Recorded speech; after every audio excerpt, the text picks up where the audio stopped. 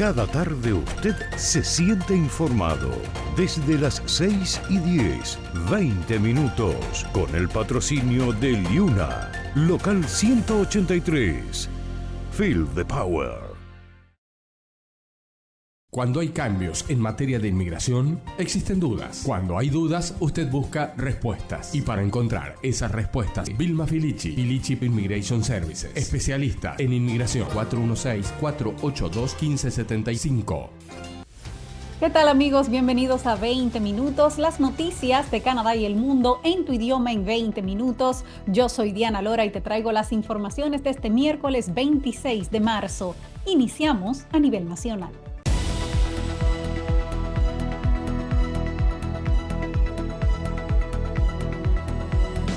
Este miércoles, cuarto día de la campaña electoral, los líderes de los principales partidos estuvieron en distintos puntos de Ontario haciendo promesas, buscando los votos de una provincia que tiene 122 escaños en el Parlamento y que es vital para ganar las elecciones. Vamos a repasar algunos de los anuncios de políticas públicas que hicieron en el día de hoy, tanto Mark Carney, Pierre Poilievre como Jagmeet Singh. Empezamos por Mark Carney, quien prometió un fondo de $2,000 millones para los trabajadores del sector automotriz.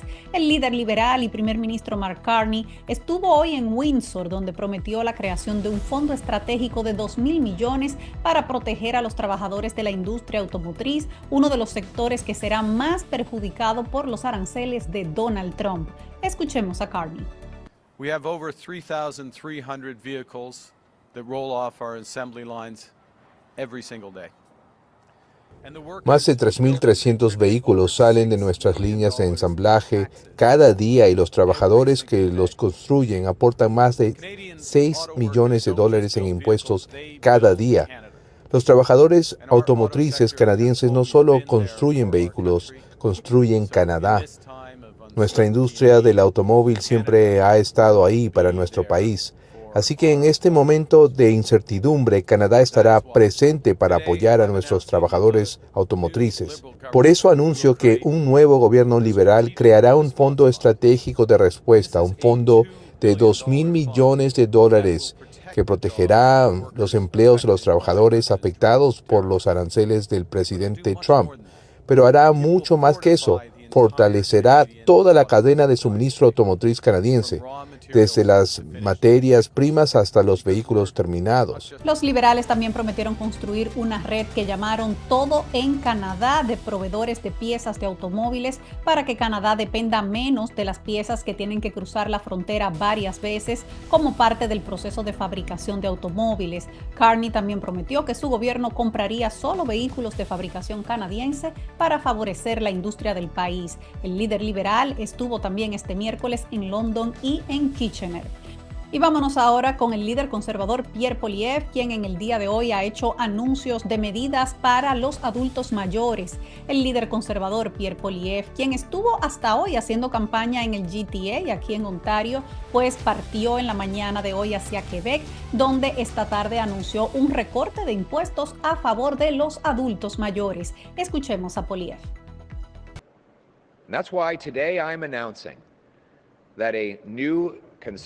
Hoy estoy anunciando que un nuevo gobierno conservador pondrá a Canadá primero, permitiendo a nuestros adultos mayores ingresos de hasta $34,000 libres de impuestos. Esto le ahorrará a un adulto mayor hasta $1,300, pero incluso por encima de los $34,000 pagarán 15% menos, porque yo anuncié esta semana que recortaré el impuesto sobre la renta 15%, así que tendrán 15% menos sobre el ingreso que pague impuestos y $34,000 que son libres de impuestos.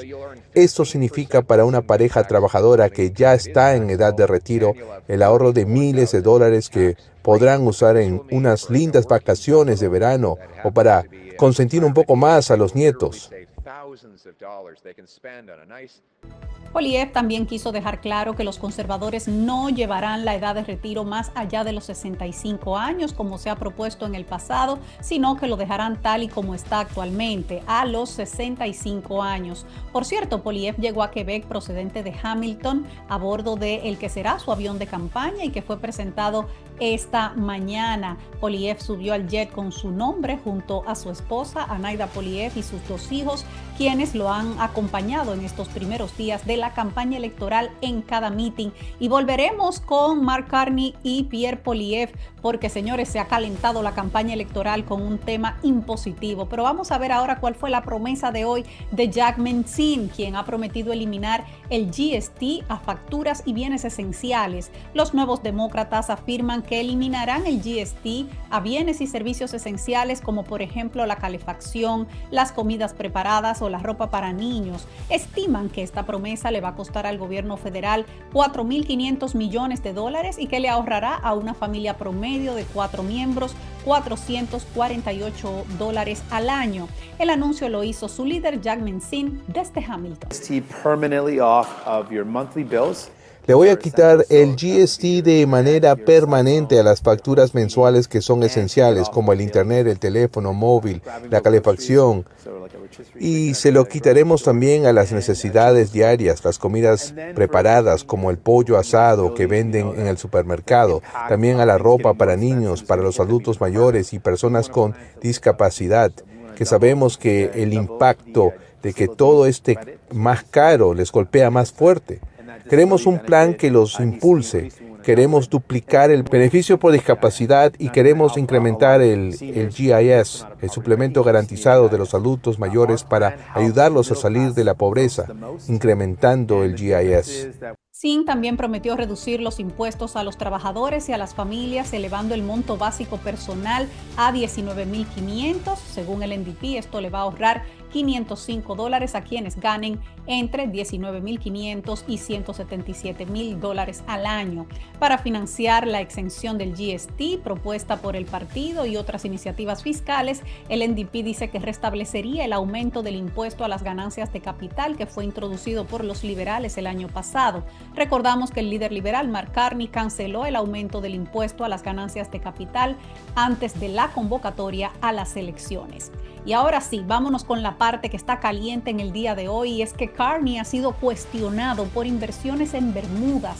El primer ministro Mark Carney ha tenido que responder hoy a cuestionamientos generados por una publicación de Radio Canadá que indica que durante su etapa como miembro de la junta directiva de Brookfield Asset Management, el líder liberal copresidió personalmente 2 fondos de inversión dedicados a la transición hacia una economía de 0 emisiones de carbono por un valor total de $25,000 millones.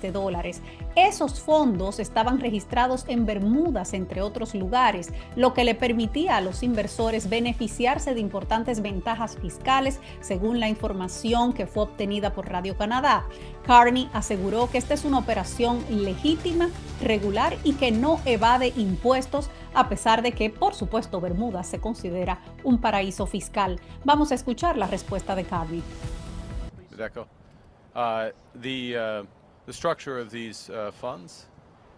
La estructura de estos fondos está diseñada para beneficiar los fondos de pensiones de los canadienses. Los maestros de Ontario son un ejemplo. Los beneficiarios de esos fondos de pensiones son maestros, retirados, empleados municipales. Ellos pagan los impuestos de sus pensiones y ese es el diseño. Yo sé cómo funciona esta estructura y todas las reglas necesarias para asegurar que los impuestos correspondientes sean pagados en Canadá, y este es el caso. Los impuestos son pagados aquí en Canadá. Esa es la estructura que usan todos nuestros fondos de pensiones, los mayores fondos de pensiones de Canadá, que son muy exitosos y protegen el dinero de los trabajadores sindicalizados. No se evade impuestos. Los ejemplos que les he dado, todos los impuestos han sido pagados en Canadá. Estos fondos, creados durante la etapa de Carney en la junta directiva de Brookfield, son el Fondo de Transición Global de Brookfield por $15,000 millones y el Fondo de Transición Global 2 por $10,000 millones, que fueron lanzados en el 2021 y en el 2024 respectivamente. Según el registro mercantil de Ontario, los fondos se registraron en Bermudas bajo los nombres BGTF Bermudas GP Ltd y BGTF 2, también Bermudas Ltd. En ambos casos, en ambos fondos, el registro provincial indica que las jurisdicciones que rigen estas corporaciones se encuentran en Bermudas, considerado por muchos, como dijimos, como un paraíso fiscal, y esto fue lo que le señaló el líder conservador, Pierre Poilievre. Él dice que de alguna manera este dinero va al paraíso fiscal de Bermudas, pero que regresa a Canadá, y yo me pregunto, ¿por qué no dejarlo en Canadá desde el inicio? Si fuera a pagar impuestos en Canadá, no tiene que llevarlo a Bermudas. ¿Cuántos de ustedes canalizan sus ingresos a Bermudas y luego los traen de regreso para pagar los impuestos? La respuesta es cero. El señor Carney hace que estos trabajadores que están luchando para pagar sus cuentas paguen todos sus impuestos en Canadá, mientras él saca sus inversiones a Bermudas para evadir sus obligaciones con este país. Y vamos a pasar a otro tema, porque Canadá ha congelado el pago de $43 millones a Tesla. El gobierno de Canadá ha congelado $43 millones en pagos a Tesla a la espera de una investigación sobre las solicitudes de reembolso de vehículos eléctricos realizada por la compañía en el último fin de semana del programa de incentivos para vehículos eléctricos del gobierno. El fabricante Tesla, dirigido por Elon Musk, también quedará excluido de todos los futuros programas de reembolso de vehículos eléctricos mientras los aranceles estén en vigor, así lo dijo la ministra de Transporte Chrystia Freeland en un comunicado.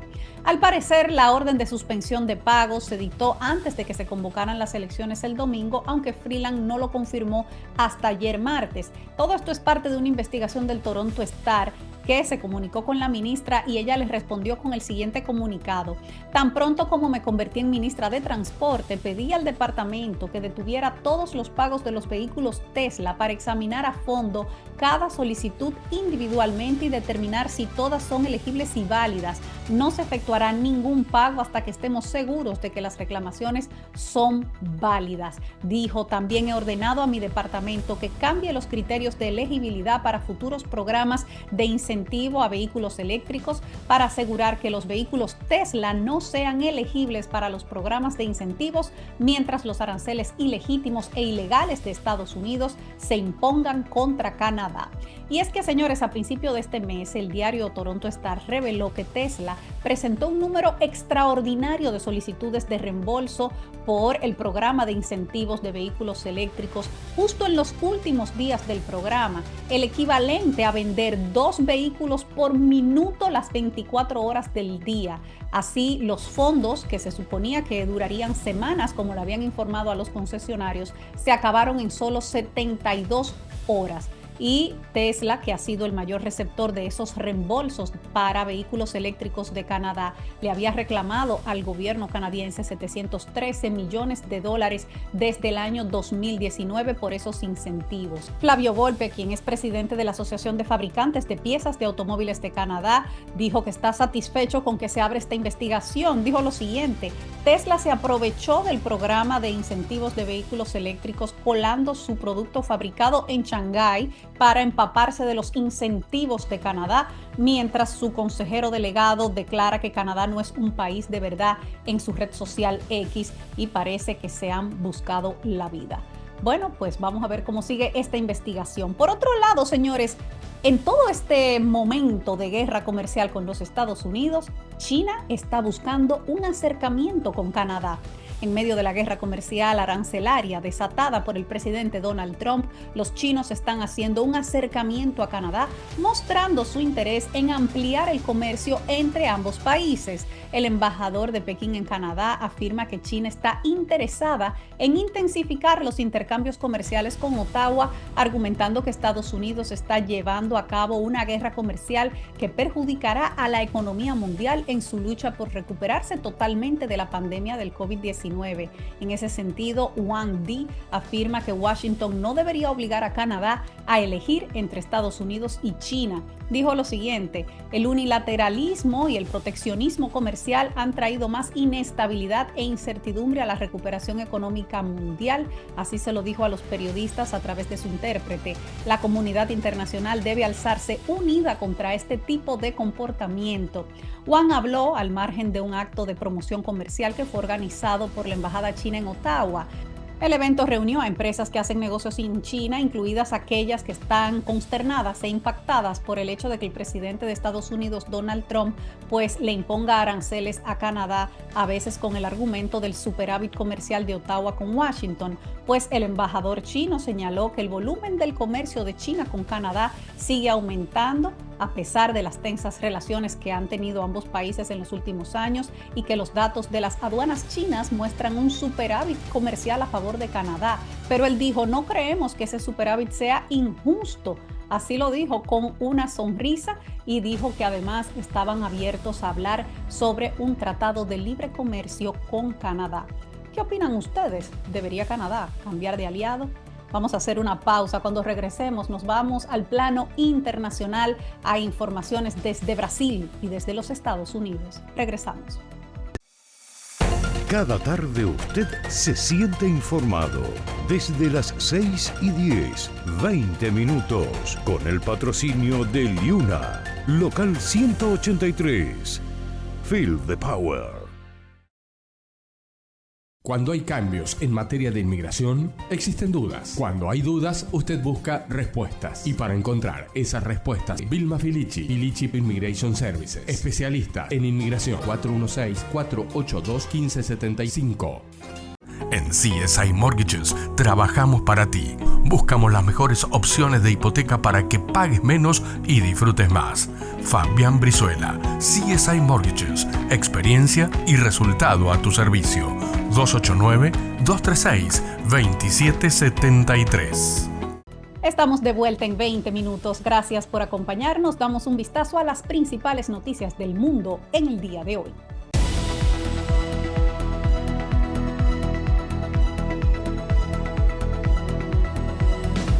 Bolsonaro irá a juicio por intento de golpe de Estado. Los jueces del Tribunal Supremo Federal de Brasil aceptaron los cargos contra el expresidente Jair Bolsonaro por un supuesto intento de mantenerse en el cargo tras su derrota electoral en el 2022 y ordenó en el día de hoy que el ex líder sea juzgado. Los 5 jueces fallaron el miércoles a favor de aceptar los cargos presentados por el fiscal general Paulo Gonet el mes pasado.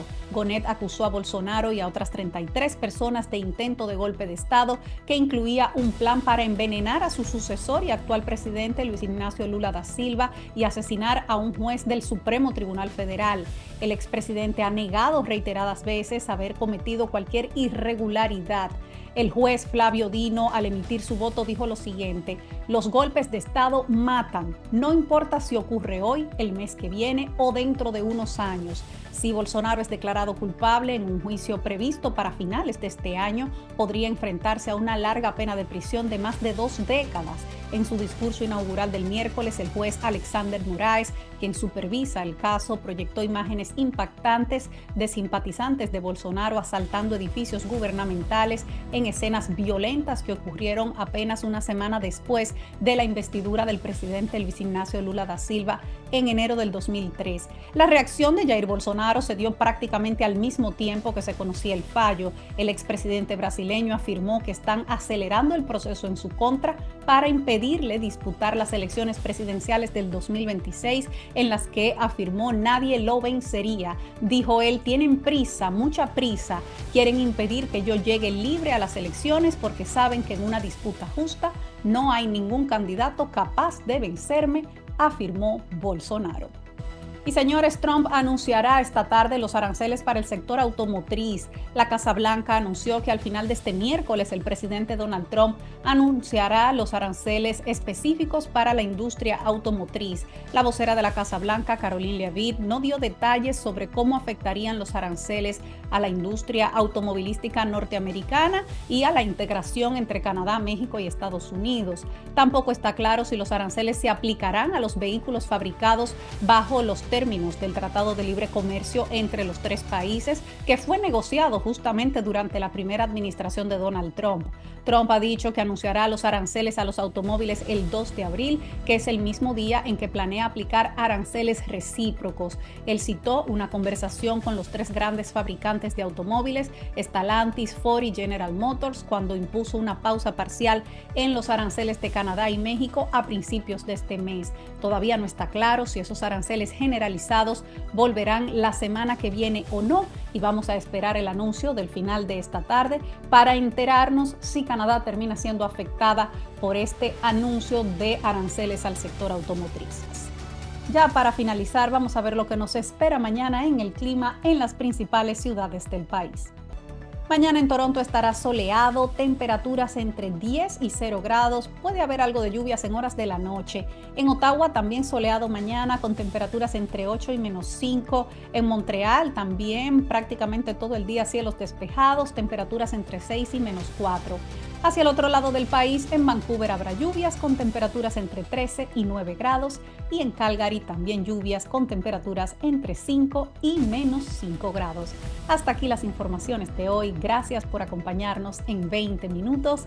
Yo soy Diana Lora y como siempre me despido de todos ustedes recordándole a esa comunidad latina que unidos somos más fuertes. Juntos somos más. Hasta mañana.